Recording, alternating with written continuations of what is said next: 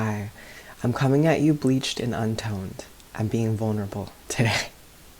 But I think the topic is important. I want to talk to you about touching your face and the importance of touching your face every day. Our emotions are something that we wear all over our face. They're expressed through our facial expressions. We kind of move some of our emotions through our face, and sometimes it can literally kind of get a little too ingrained or a little bit stuck, and it can be harder to move through the emotional state because you've adopted this, facial habit almost. And I know that we live in like a society, of course. If anyone knows this, it's me. Everyone's always focusing on their appearance and looking at the mirror and comparing things. This is not about that.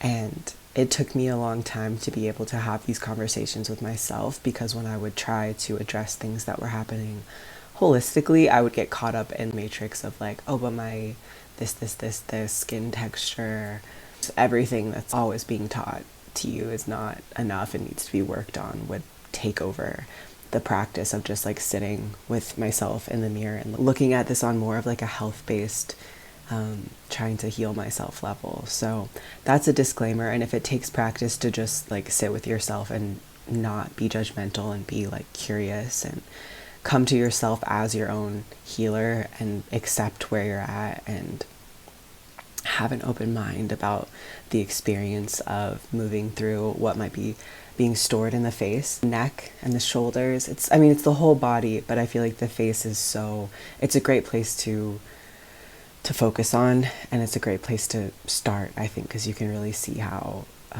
dramatic the results can be, and then it can move hopefully through the rest of the body. My body is pretty upset today, and I'm very much feeling like the interconnectedness of everything. I'm feeling like the pelvic floor jaw connection, and we're moving through it. It hurts, but it's happening.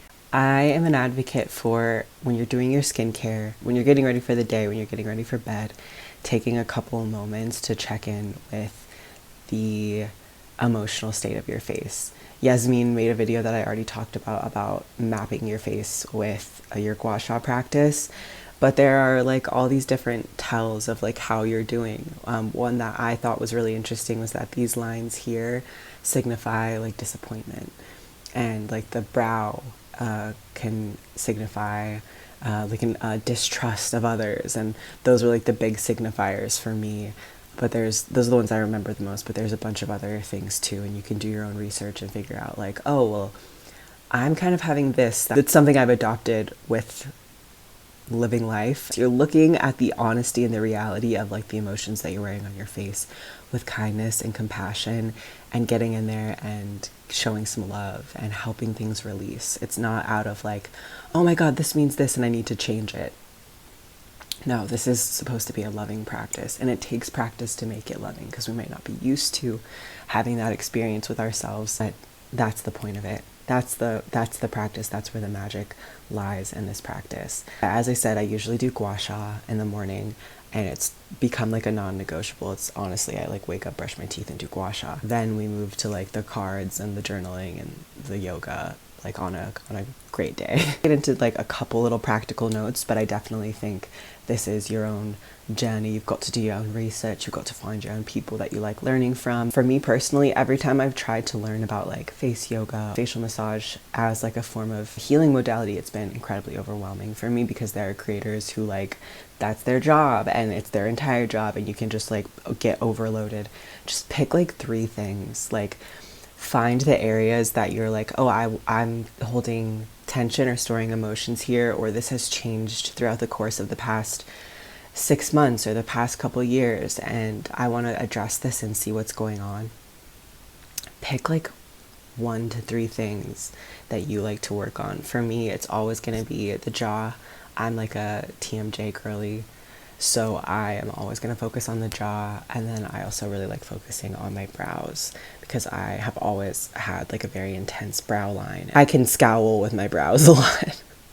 What I learned from Yazamin's video is a sign of being wary of other people. You can open that area up and be in a more like trusting and open place, more inviting expression. Yeah, not that I'm like trying to, again, like cater myself for other people, but I want to be open. So those are things that I've been working on, in addition to just like working on the lymphatic drainage, that your body doesn't drain the lymphatic system on its own. You have to be doing something to activate that system's drainage process. And you should cross-reference this. I'm pretty positive this is true. Pick a couple of things, don't make it overwhelming for yourself. It seriously can take 2 minutes is like amazing.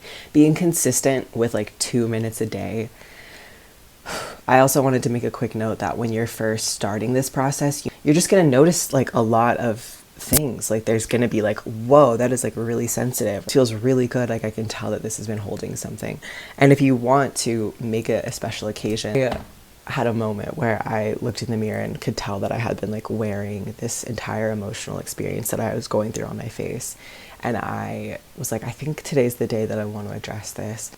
I filled up my bath. I got my gua sha, I got a mirror, I got the Yazamin video. You could put a movie on and just like spend time gently. You know, give yourself like an in-depth session every now and then, because when you start this process, you will be like, oh, this is working and this is effective and I'm feeling a lot. Also be aware that if part of you is like, I don't want to do this, it might be because you're facing your emotions head on. So maybe having like a journaling practice go hand in hand, or knowing that you're in a state where you can handle looking at those emotions and you're going into it. That's another reason I think people don't follow through with these kind of things, is because it's not only just about like the body level healing or the like appearance level improvements. It's genuinely like an emotional practice, because you will be, I'm sure, have you guys seen those videos of that? I mean, my algorithm is very specific, but those videos of that person who will be like crying, she has gloves on and they're like going over their face and like releasing all their tension, and it'll just be like big alligator tears as they're doing it. You can be like, holy shit, like this is something I've been holding in my body since I was 14 years old and decided that I wasn't allowed to show this emotion. Or things can get trapped in the body that way. So if you're aware that it's an emotional practice and you can give yourself, I think ideally like one moment a week where you like take half an hour and you're like, this is my gua sha full session where I take like 20 minutes plus, or I really do like a full lymphatic drainage, like finger massage. You don't have to go buy a tool. The rest of the time just doing like that 2 to 5 minutes in the morning. But anyway, I'll show you a couple tips if you don't want to go and like watch a bunch of other content. You just want to kind of take this in and run with it. Here's some things you can do. So you often want to warm up like right underneath your collarbone, just a couple little swipes moving outward. I like to make it somewhat circular, but you kind of want to keep pushing towards like the shoulder / armpit. You can also do some pumping, just like 2 fingers right by where your jaw and earlobe meet, and you're going to pump like 8 times.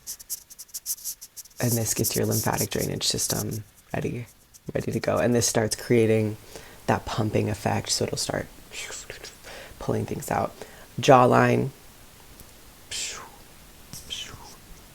Don't go super hard, but you know, you want to feel it for sure. Some of these, I like to just do like some swiping like this. You can use your fingers, get in there. One that I really appreciate is this guy. Helps if you have like tension here, if you have like those like marionette lines. Just kind of grabbing it and massaging it. One that I love, take 2 fingers by the side of the nose. 1 finger slides up through the cheekbone, the second finger slides up through the cheekbone. Just feels really good. And you can, you know, swipe and kind of like drain anything that might be hanging out in the lower jaw. The jowls are really, you know, a problem area for a lot of people. I love doing this one, just gently. You can see my skin's kind of like creasing, and you should probably try to avoid that, just a note. But yeah, that feels so good. Around the eyes, press gently by the tear duct, go over the eye, over the brow, press gently at the temple, very gently sweep under the eye, press. I would probably take this a little higher, but I did put some brow product on, so press, press. Yeah, very gentle on that one. Figure eights at the temple. Gentle figure eights at the temple. Oh, if you do have what? Maybe I never knew how to say this. The nasal folds. Twist the finger. And then you can also like draw it out if you want to make it a little bit more drama. Deep breaths while you're doing this. I should have showed you this already, but you can just do like a little chin massage. Yeah, you can like do that same kind of like grabbing thing, but like at the masseter. Just massage that masseter muscle. And I see a lot of people say that you should massage it down because that helps it release. Because when it's tight, it's pulling everything up. And that's where doing a little research helps. You can do this very intuitively, but there are some things about your body that are like kind of surprising, like what wants to be pulled up versus down. Eyebrows, you scissor the eyebrows and then switch. But again, I have a little brow product on, so I'm not gonna, but just, yeah, scissor right over the eyebrows. Scissor right over the eyebrows. And you can do that over the whole forehead too. Was there another brow thing that I used to like doing? Oh, you just kind of pull gently up and like pull up onto the forehead from the brows. That's really good. Pull gently. You can do this area too.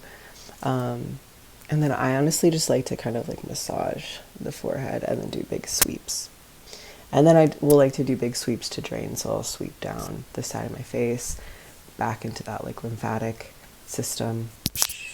You drain it down the neck, downward on the neck to get it like through the lymphatic system. And then when you finish, there's a lot of lymph nodes in your armpits, so you can do like an armpit like pump if you want to. And obviously you want to do that after, or go wash your hands before you start touching your face again.